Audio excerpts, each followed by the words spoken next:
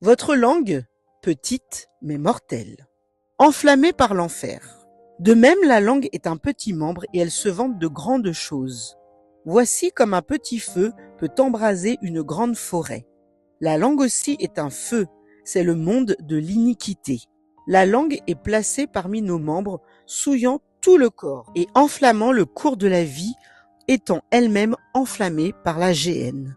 Jacques 3, versets 5 et 6. Bénédiction et malédiction. Mais la langue, aucun homme ne peut la dompter. C'est un mal qu'on ne peut réprimer. Elle est pleine d'un venin mortel. Par elle, nous bénissons le Seigneur notre Père, et par elle, nous maudissons les hommes faits à l'image de Dieu. De la même bouche sortent la bénédiction et la malédiction. Il ne faut pas, mes frères, qu'il en soit ainsi. La source fait-elle jaillir par la même ouverture l'eau douce et l'eau amère? Jacques 3, versets 8 à 11. Muselez ma bouche, car la parole n'est pas sur ma langue, que déjà, ô Éternel, tu la connais entièrement. Psaume 139, verset 4. Je disais, je veillerai sur mes voies, de peur de pécher par ma langue. Je mettrai un frein à ma bouche. Psaume 39, verset 1. Ce que Dieu pense d'une langue menteuse. Une abomination pour lui. Nous n'avons pas idée à quel point nos mensonges peuvent affecter notre témoignage en tant que croyants. La langue douce est un arbre de vie, mais la langue perverse brise l'âme. Proverbe 15, verset 4. Il y a 6 choses que hait l'Éternel, et même 7 qu'il a en horreur. Les yeux hautains, la langue menteuse, les mains qui répandent le sang innocent. Proverbe 6, versets 16 à 18. La plupart d'entre nous sommes pro-vie. Mais nous sommes-nous arrêtés pour étudier ce que ce verset nous dit? Dieu ne déteste pas seulement le mensonge et le voit comme une abomination, mais en plus il compare le menteur à un avorteur. Par conséquent, Éternel, délivre mon âme de la lèvre mensongère, de la langue trompeuse. Psaume 120, verset 2. Le père du mensonge. Une autre raison pour nous inciter à ne jamais mentir, le diable est le père du mensonge.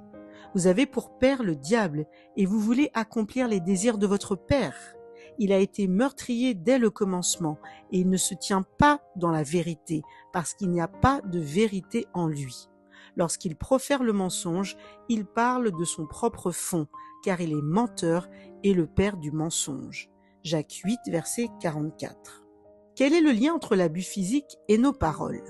Provoque les coups. Combien de fois avons-nous poussé notre mari, nos enfants ou amis avec nos mots cruels et nos remarques tranchantes? Insensé des lèvres court à sa perte. Proverbe 10, verset 8. Les lèvres de l'insensé se mêlent aux querelles et sa bouche provoque les coups. Proverbe 18, verset 6. Gardez sa bouche.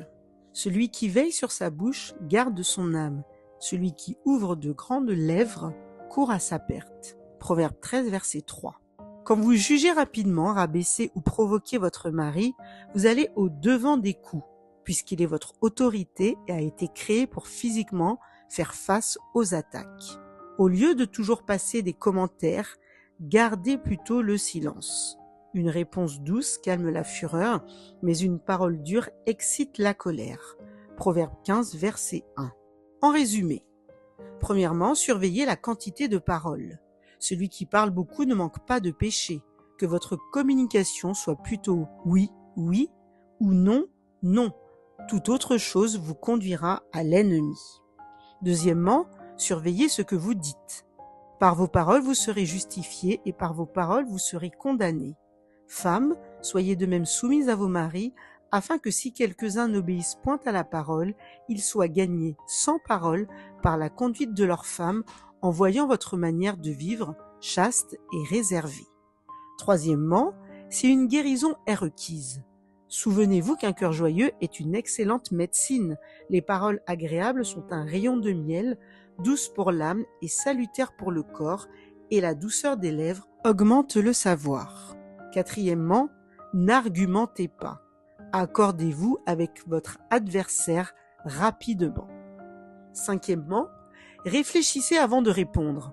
Donnez une réponse agréable, songez, réfléchissez un temps à ce que vous voudriez répondre et ne répondez pas avant d'avoir écouté parce que vous feriez un acte de folie qui attire la confusion. Sixièmement, prenez le temps d'apprendre à être satisfait.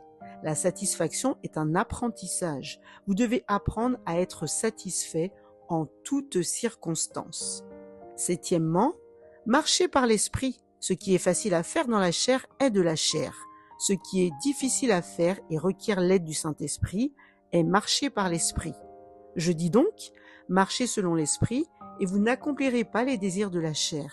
Ils sont opposés entre eux afin que vous ne fassiez point ce que vous voudriez.